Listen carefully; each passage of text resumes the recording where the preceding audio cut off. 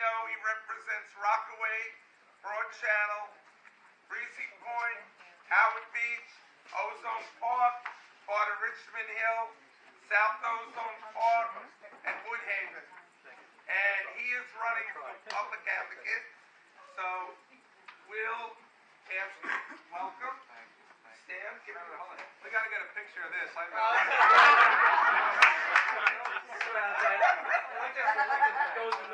this an endorsement? Make sure you get that in the background. The good governor. That's great. Thank you. Thank you. Thank you. Thank you. Well, thank you. Thank you. Does this work? Yes. Okay, let's see. Does this work? Can everybody hear me? Well, that was the money shot, I think. We spent 10 years running against each other, and here we are in the same room.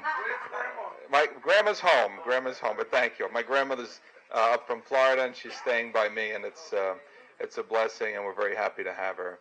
I want to thank Lou Simon for inviting me here. You know, Lou has always been very tough with me, but he's been very fair with me over the years, and we've worked together on a lot of projects and things in the community.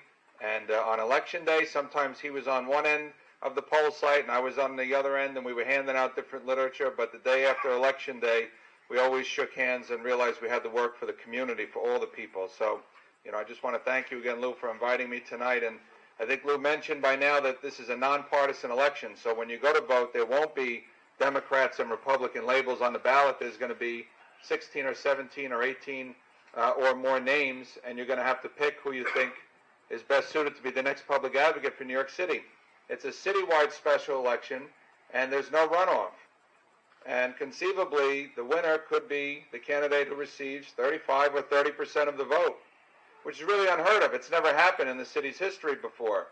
But it did happen in this district in 2009, February 24th. And Lou and I were running against each other, and I came out on top in that race, and after that we became very good friends. I'm running for public advocate for two main reasons. Number one, I believe that the job of the public advocate, first and foremost, is to be a check on the mayor. And when Mark Green was the public advocate, I think he drove Rudy Giuliani nuts, right? He drove him crazy. Yeah. Bill de Blasio was a pretty good public advocate, I thought. I think he changed when he became the mayor. I kind of liked him better when he was the public advocate than when he became the mayor. You know, Letitia James did a terrific job. She happens to be a very good friend of mine. And the people of New York are very lucky to have her as our Attorney General. But when she was elected, that created this vacancy. And a lot of people started calling me and saying, Eric, you should run for public advocate. And I said, but why? I said, you know, most people don't even know what the public advocate does. You know, it's a job that sometimes doesn't get the respect and the attention that it deserves, historically at least. And they said, but you would be perfect for this. They said, if there was one person who Bill de Blasio didn't want to be the public advocate, it would be me. It would be you. So I said, you know, they're right. And then some of the other folks started to get up and enter the race and talk about why they wanted to be the public advocate. But I noticed that all of them were concerned with issues in Manhattan or in other parts of the city, and no one was really addressing the issues in my district or in my home borough of Queens County. And as I went around to other boroughs in Staten Island and Brooklyn and the Bronx, I noticed that they felt like they were being forgotten too. And I decided that I wanted to be a public advocate for the forgotten New Yorkers, for the people that felt disenfranchised from City Hall or ignored from City Hall, or felt like the mayor was not representing them and their families and the things that they care about.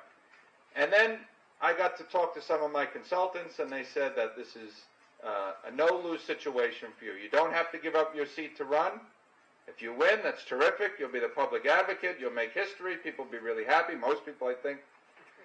If you lose, you go back to being a schmuck on the city council. I said, okay. I said, that's, you know, little by little, they were able to win me over. The more and more I thought about it, I thought that this was a very good opportunity for me personally, for me politically, and not only as a public servant, but as a parent and a proud New Yorker and someone who cares about the direction of the city. And there's a lot of things that I know that go on at City Hall that you read about in the paper that don't make me very happy, that I don't agree with. And if I want to change that, then I've got to enter the arena and I've got to do something about it. So I threw my hat in the ring, and we are receiving tremendous bipartisan support from across the city, from some pretty interesting places. I'm meeting dying-to-wool Democrats who are saying, I know you're a moderate Republican. I don't like Republicans. I don't like Donald Trump. I don't agree with the Republican Party, but I like you. There's something about you. I trust you, and I know you're going to do a good job. And they said, just do us one favor. Just stick it to the mayor. And everywhere I go, in every community, this is what I'm hearing. There are a lot of people, I think, who are very frustrated with the fact that the mayor seems to be more interested in raising his national profile and traveling to other states and running for some other higher office as opposed to focusing on city issues and managing the day-to-day affairs of the city, which is the job of the mayor or any citywide elected official. We talk about problems in NYCHA. We talk about the crumbling subway system. We talk about the very tragic and unfortunate spike in homelessness throughout the city. 60,000 now, men, women, and children sleeping in our shelter system tonight. That's something that we all have to accept blame for as a society, I believe. But all of these issues that the mayor does have control over, and yet he has not worked very hard to address those issues. And so if there ever was a time for a public advocate on substantive issues, not to be duplicitous or to do it for the sake of doing it, but on substantive issues, if there ever was a time for a public advocate to really hold this mayor accountable, hold his feet to the fire and say, hey, mayor, come back from Iowa, come back from Vermont. We've got some real issues and problems here that you need to address. This is that time, and this is that opportunity. And this is probably something that we may never see again in our lifetime, this type of election with this many candidates, under these circumstances. And so that's why I'm running for public advocate. And I believe that we have a great shot at winning this race. And by the way, if I am successful on February 26th, just so everybody understands, there will then be a nonpartisan special election for city council in District 32. And I would bet any amount of money that there's at least one or two, maybe two, but definitely one candidate who will be in that race. But I'm sure there'll be several others. But the point is that then people will have to go to the polls and pick who they want to replace me. I just want to say this, though. I've been in office for almost 10 years now. It has been an absolute pleasure. I've worked very hard. I think that even when people didn't always agree with me, they kind of understood where I was coming from. I was very upfront and honest with people. I always gave it 110%.